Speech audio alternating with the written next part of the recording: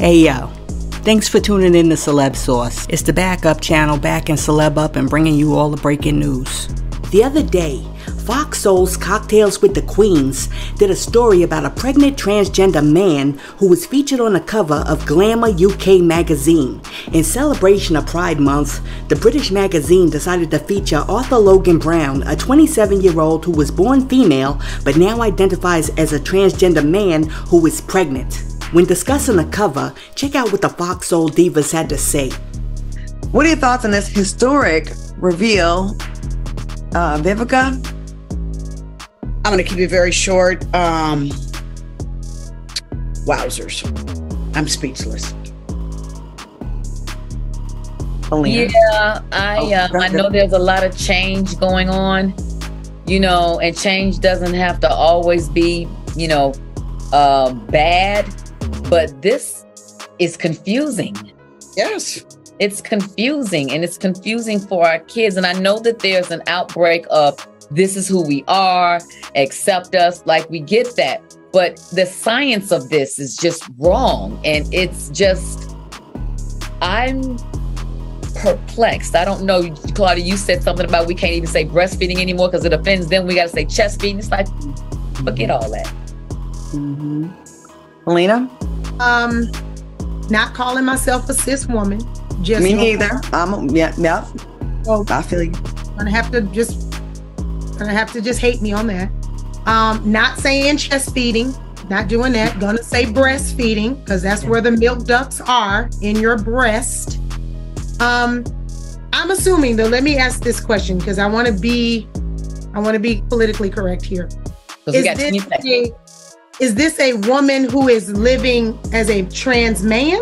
Yes, so she still has her Okay. Correct. Okay. Well, that makes sense. It is confusing aesthetically, but it is a natural thing for her body.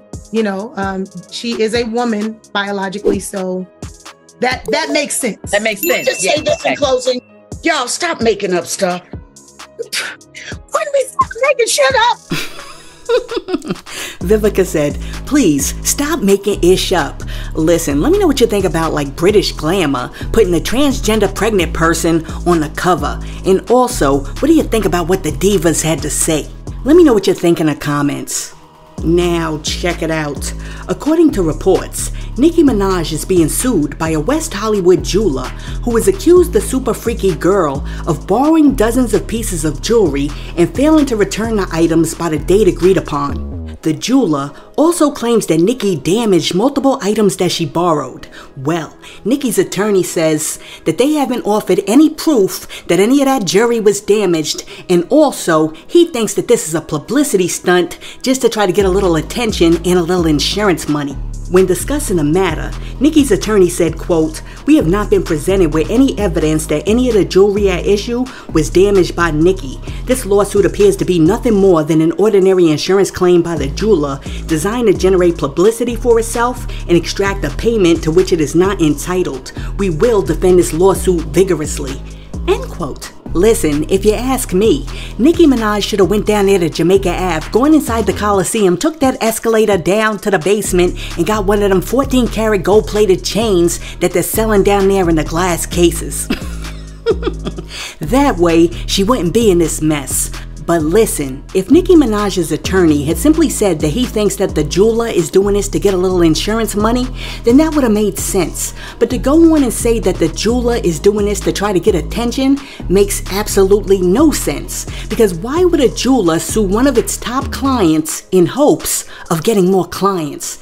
That makes absolutely no sense. Like, for real, who's the person who's gonna be like, I wanna borrow my jewelry from the place that sued Nicki Minaj?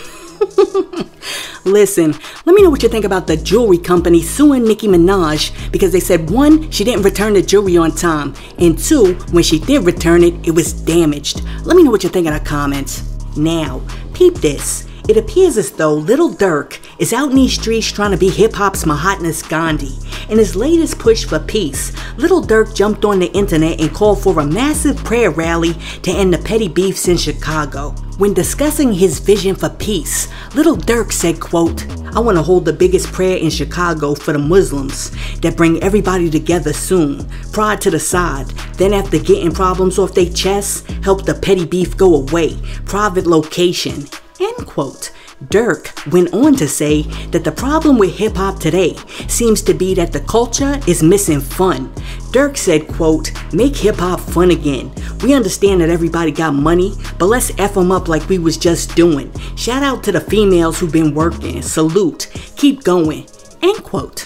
Listen, I like what Lil Durk is trying to do here, but Lil Durk has to understand that you can't be calling for peace today and then beefing tomorrow. You gotta pick one side or the other, brother. I mean, if you think about somebody like Martin Luther King, Martin Luther King's nonviolent peace movement would have never worked if like the day after he was giving like the I Have a Dream speech, he was somewhere else talking about, let's shoot them up, let's do this, let's burn this down, we about to kill all these ninjas, we smoking on Malcolm. You know what I'm saying? You gotta pick one side or the other, because you can't serve two masters. And I mean, you can't be outside rallying to save lives today and then be on the record celebrating the taking of lives tomorrow, because one negates the other. And as far as like making hip-hop fun again, all Lil Durk has to do is make a fun hip-hop record, and I guarantee you, if that mess hits, all of these other rappers will follow suit, because if you really want to lead, you gotta lead by example. Listen, let me know what you think about Lil Durk calling for the massive prayer in Chicago to end the petty beefs, and also saying that he's trying to make hip-hop fun again. Let me know what you think in the comments. Now, check it out.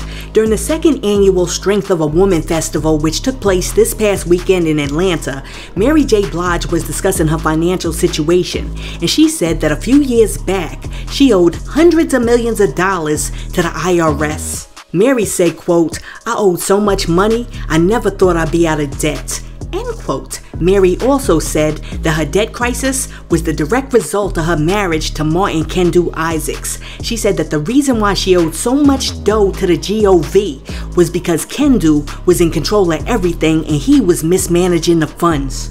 Well, I am very glad to announce that Mary J. Blige says that now that she's Kendu free, she is also IRS debt free, because she done cleaned up his mess and paid off the IRS. Check out what Mary had to say. Looking back on it in hindsight, what would you have done differently when you first got married in terms of shielding your assets?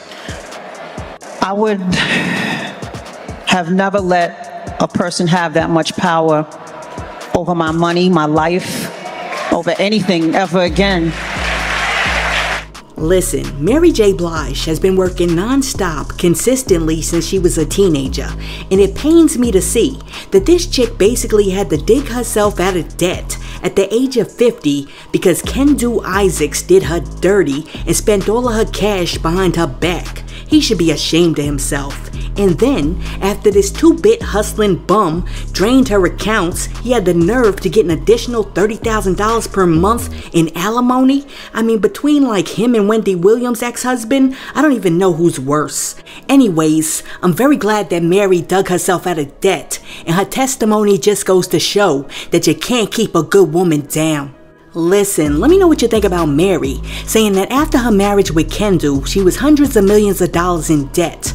Why? Because she let Kendu have all of the control. Let me know what you think in the comments. Now, check it out. Much to everyone's surprise, Dr. Cornel West came out the other day and he said he's running for president during the 2024 presidential election. And now, Lupe Fiasco has come out and announced that he's voting for Cornel West. In a simple but elegant tweet, Lupe said, quote, "Cornel West for president, this will be the first and last time I vote," end quote. Well, after Lupe posted that tweet, one person came in the comment section and said, quote, "Are you kidding? You never voted?" End quote. And then somebody else said, quote, "Waste of a vote, my guy, laughing out loud," end quote. Look, I'm not here to tell you who to vote for. That is not what I'm here for. But let me tell you this, a vote for Cornell would not be a wasted vote. You gotta understand that during the primary season, if Cornell racks up a certain amount of votes, he also racks up a certain amount of power. That means that one of these dudes from these major parties would have to go to Cornell to try to get his support so that they could get his votes. And that means that Cornell would be able to help shape the agenda. And that's just assuming that Cornell doesn't surprise everybody and become a major contender. Listen, let me know what you think about Lupe Fiasco saying that this is going to be his first and his last time voting, and he's voting for Dr. Cornel West. Let me know what you think in the comments. And hey yo, thanks for tuning in to Celeb Source, your source for celebrity news. Be sure to like and subscribe to the channel. Peace.